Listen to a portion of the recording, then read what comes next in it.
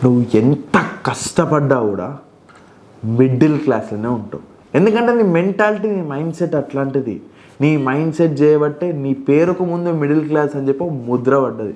హార్షే నేను చెప్పే ముచ్చట్లంటే నీకు ఎక్కడో కాలుతుంది, నన్ను ఎక్కడానికి కూడా చూస్తావు. బట్ పర్లేదు, నేను చెప్పకపోతే నీకు ఎవరు చెప్పడు. బేసిక్గా మనకు చిన్నప్పటి నుంచి వెళ్ళి బేటా చదువుకుంటే మంచి మార్క్స్ వస్తాయి, మంచి మార్క్స్ వస్తేనే మంచి జాబ్ వస్తుంది, మంచి లైఫ్ ఉంటుంది అని చెప్పి ఒక ఫేక్ ఫార్ములాలో కూర్చోబెట్టిండ్రు. ఇప్పుడున్న కరెంట్ సిచ్యువేషన్లో వీళ్ళు ఏదైతే నేర్పించిన ఫార్ములా ఉందో అది అవుట్డేటెడ్.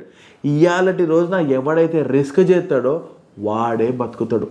ఎవడైతే కంఫర్టబుల్ జోన్ నుంచి వెళ్ళి మూవ్ అవుతాడో వాడే నెక్స్ట్ జనరేషన్ని బిల్డ్ చేస్తాడు. ఏం చేస్తావు తెలుసా? జీతం వస్తుంది, తెలివివంతుని అయితే ఒక 10 రూపాయలు దాచిపెట్టుకొని 90 రూపాయలు ఖర్చు చేస్తావు. తెలివి తక్కువ అనుకో 90 రూపాయలు ఖర్చు చేసి 10 రూపాయలు దాచిపెట్టుకుంటావు. ఇంతే, నువ్వు ఇంతే చేయగలుగుతావు. అదే బల్చోడు ఏం చేస్తాడు తెలుసా? 100 రూపాయలు సంపాదిస్తే 100 రూపాయలు తీసుకుపోయి ఇన్వెస్ట్ చేస్తాడు. ఆయనకి రూపాయి కూడా వద్దు. ఆ ఇన్వెస్ట్మెంట్కి వెళ్ళి వచ్చిన దాన్ని తీసుకొని మళ్ళీ ఇన్వెస్ట్మెంట్ చేస్తారు.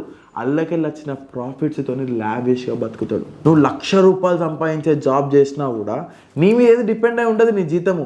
ఆడొక్కసారి దివాలా తీసిండు అనుకో నీ బతుకు బస్ స్టాండ్ అవుతుంది. అదే నువ్వు రిస్క్ చేసి నీ బిజినెస్లో ఇన్వెస్ట్ చేసినావు అనుకో నీ చేతులల్లా నీ జీవితం ఉంటుంది. అయ్యో నేను బిజినెస్ స్టార్ట్ చేస్తే నెలకు నాకు జీతం క్రెడిట్ కాదు అన్న భయంలో బతికినావు అనుకో జీవితంలో నీ ఫ్యామిలీ రిచ్నెస్ని చూడదు, జీవితంలో నీ ఫ్యామిలీ ఎక్స్పీరియన్సెస్ని చూడదు. ఈ చైన్ని బ్రేక్ చేయాలి అంటే నీ మైండ్ సెట్ని బ్రేక్ చేయాలి. ఎవ్రీ మంత్ ఫస్ట్కి మెసేజ్లు చెక్ చేసుకోవాలని లేకపోతే మీ అని చెప్పి కమెంట్ చేయి.